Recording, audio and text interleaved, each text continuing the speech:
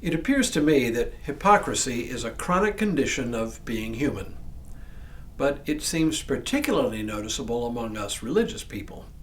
Maybe that's just because people expect us to be better than that. But as I frequently joke, the church only takes two kinds of people: sinners and hypocrites. Hello, I'm Stuart Baskin, pastor of First Presbyterian Church of Tyler, Texas, and this is your daily devotional for Wednesday, November 19th, 2025. I hate to begin this devotional on a bit of a sour note. No one likes to be lumped in with hypocrites after all. But if we take an honest look at ourselves, we are more susceptible to it than we would like to admit. Jesus confronts this tendency head on in a number of places, but most memorably in the Sermon on the Mount. While we often think of the Sermon on the Mount as pastoral and comforting, Jesus also includes some sharp words for the crowd. In this particular case, he warns against the sin of judging others. He begins by saying, "Do not judge, so that you may not be judged. For with the judgment you make, you will be judged, and the measure you give will be the measure you get." Or, in modern parlance, what goes around comes around. He then asks a pair of questions to illustrate his meaning. Why do you see the speck in your neighbor's eye, but do not notice the log in your own eye? Or, how can you say to your neighbor, "Let me take the speck out of your eye," while the log is in your own eye? I don't know about you, but from my earliest memories in the church, I always imagined somebody walking around with a piece of wood literally sticking out of their eye. It's kind of a nonsensical image, of course, but it gets the point across pretty well. We are much more capable of seeing and diagnosing other people's problems and issues than seeing our own.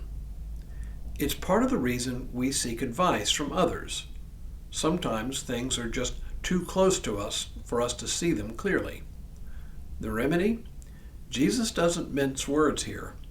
You hypocrite, first take the log out of your own eye, and then you will see clearly to take the speck out of your neighbor's eye.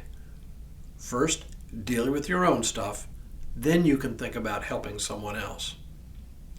I think the reason we religious people are so often tagged as hypocrites is because we have a tendency to have a strong moral code by which we attempt to live our lives. The problem is that we often do not see how far off course we ourselves wander.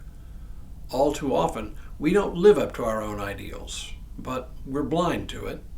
Yet we hold others to the moral code that we ourselves fail to live up to. This is a little off topic, but I think it gets to what I'm trying to say. There's an internet meme floating around that says, "It's not gossip if it's a prayer request," which is a humorous twist on the cynical claim, "It's not gossip if it's the truth." I think you can probably see the hypocrisy embedded in this idea. If we're talking about others, we're missing our own issues. Because if we believe we are better than our neighbor, we have totally missed our own problems and issues. But if we come at life knowing our own issues, we are more likely to identify with the issues we see in others. We go from feeling a sense of superiority to feeling a sense of commonality. So that's really it. There is a line between hypocrisy and empathy. The first flows from a lack of awareness of our own issues. The second flows from the recognition that we are all in the same boat. It may be a subtle difference, but it makes all the difference in the world. Now may God continue to bless you and keep you in all that you do this day and in all the days ahead.